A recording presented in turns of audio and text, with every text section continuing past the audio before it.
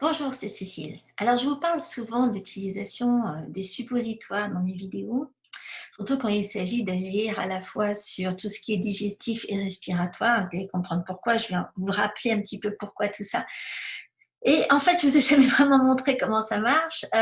Donc là, il était temps, je sais, vous m'avez beaucoup réclamé une petite vidéo pour montrer comment fabriquer ces petits trucs-là. Et donc, juste pour un petit rappel, pourquoi je prescris autant et pourquoi je réclame souvent et pourquoi je demande qu'on le fasse tout seul, comme des grands. Les suppos, c'est idiot à faire. Et comme on dit, ça rapporte beaucoup. Ça, comment ils disent, c'est pas cher et ça peut rapporter gros. Exactement. C'est-à-dire que ça donne une grande latitude, encore une fois, d'utilisation des huiles essentielles. Et pour moi, c'est un super médium d'utilisation parce que, encore une fois, ça agit directement au niveau de la muqueuse intestinale. Donc, c'est une façon d'absorber les huiles très, très rapide. Ça travaille directement sur éventuellement les infections bactériennes, fongiques, ça aide à la régénération cellulaire là, ça bosse sur la dysbiose, ça agit à énormément de choses, ça passe directement par la veine hémorroïdaire et ça grimpe ici au niveau respiratoire. Et souvent, c'est une façon très simple de pas se solliciter encore plus les muqueuses au niveau du nez ou je veux dire déjà quand on est irrité, quand on en a déjà trop respiré, quand on sent plus rien. Moi je trouve ça absolument génial. C'est en plus encore une fois médecine chinoisement parlant, on ne peut pas réellement agir sur ce qui est respiratoire sans agir ce qui est aussi sur ce qui est au niveau du ventre. Hein. C'est le côlon qui travaille avec le poumon hein, et vice-versa. Donc, quand on veut travailler sur la sphère pulmonaire, il vaut mieux travailler d'abord par l'intestin, pour le gros intestin. Et donc, les suppos de ce côté-là sont idéaux, que ce soit pour les bébés, pour les plus petits, pour les grands, pour tous les âges. Alors, nous, à la maison, on a réserve. Et alors, récemment, jusqu'à présent, moi, quand je faisais faire des suppos, je disais à tout le monde, achetez-vous des vrais moules à suppos comme ça. Et c'est vachement bien ça, hein, c'est la bonne taille, on peut choisir le grammage, enfin je veux dire plus ou moins petit, c'est vrai qu'avec les gosses, c'est bien de pouvoir en faire les plus petits. Et puis il y a un petit chapeau, etc. Mais moi les petits chapeaux, je les perds. Et alors quand on en fait autant que moi, mais celui-là il en manque deux. Et alors, du coup, quand il n'y a pas de petit chapeau, ben, voilà, parce que normalement, on prend une pipette comme ça, on va se chercher. Moi, ce que je fais, c'est que je fais fondre de l'huile de coco. Je fais même, en général, le même genre de dosage que ce que je fais en application externe au niveau de la dilution des huiles. Donc, je vous envoie tout ce que j'écris, tout ce que je publie sur les dosages d'huile en fonction des âges hein, et des situations. Euh, c'est scientifique. Et donc, à partir de là, vous prenez donc normalement une pipette et vous allez pomper donc votre huile de coco liquide aromatisée et vous allez dans chaque petite alvéole aller en remettre. C'est quand même assez long. Hein. Enfin bon, nous à la maison, on utilise quand même assez souvent des suppos et on aime bien avoir le stock parce que dès qu'il arrive quelque chose, enfin s'il nous arrive quelque chose, dans ce cas c'est parce qu'on a des suppos et qu'on réagit assez vite, en général quand on sent que quelque chose nous arrive, bing, on utilise le suppos et ça enraye très vite. Okay, on n'a pas le temps d'être malade et du coup d'avoir besoin de suppos sur... bon. En général c'est une fois et c'est réglé. Sauf si vraiment on sent que bon, bah là, ces derniers temps, on a mangé des trucs, c'était pas ça, on a été invité, etc. Il vaut mieux qu'on se traite, il vaut mieux qu'on aille. Et puis, il y a moi, je sais que régulièrement, je vois ça chez mes clients, il y a énormément de parasites. Et un bon truc à faire avec les suppos, c'est justement bosser sur les parasites éventuels.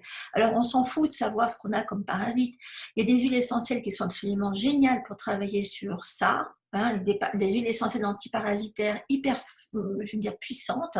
Et du coup, qu'est-ce qu'on a à faire? Bah, juste à se faire, bon, bah, on se dit 15 jours, tous les soirs, on se met un suppos bien dosé en tout ce qui est antiparasitaire.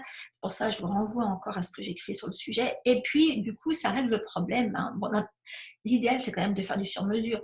Moi, je teste tout énergétiquement. Quand je me fais quelque chose, je vérifie que tout ce que je me mets dans mes suppos, c'est exactement ce qu'il me faut. Et idéalement, si vous ne savez pas le faire, il faut demander à quelqu'un à ce moment-là de vous aider, que ce soit moi ou n'importe quelle personne qui travaille un tout petit peu avec ces énergies. Et donc, voilà, c'est comme ça que nous, on a plein de suppos qui traînent.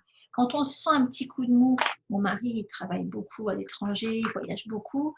Quand il rentre et que je le sens à plat, avec son décalage horaire, etc., hop, suppo. Hein. Bon, ça lui évite de choper un truc. C'est très bon pour la prévention. Donc, en ce moment, avec les histoires d'épidémie, c'est encore plus indiqué. Parce que j'ai envie de vous dire, c'est pas le moment de vous en mettre partout ici. D'accord, c'est bien de vous mettre des huiles. Ma mère qui a 80 ans, elle me dit, bon, alors, qu'est-ce que je me mets là pour ton virus?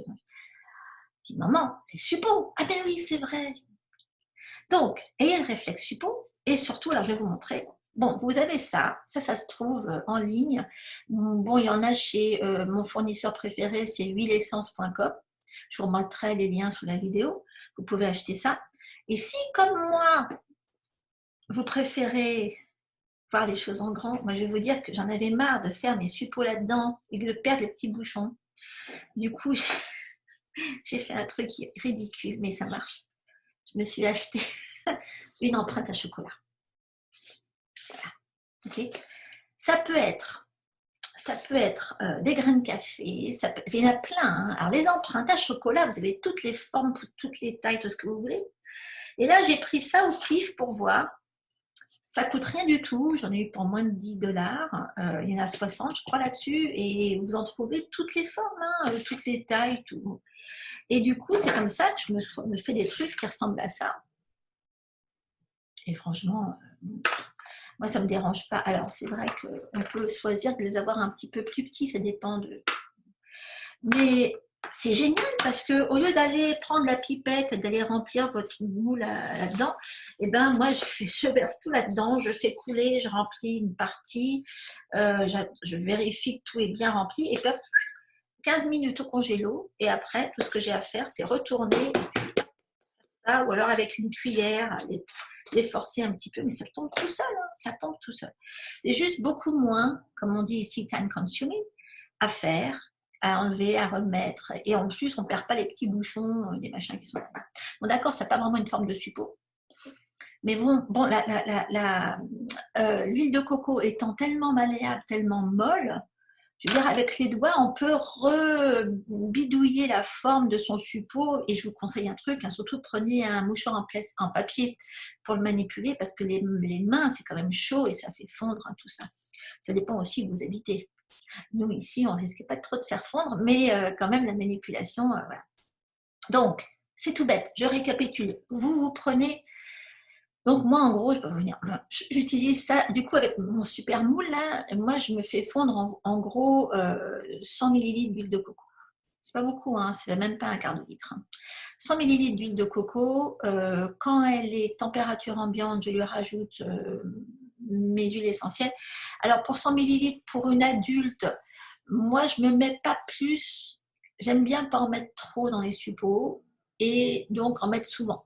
Donc moi, pour vous donner une idée, je ne mets pas plus que 50 gouttes d'huile essentielle dans 100 ml d'huile de coco. Voilà.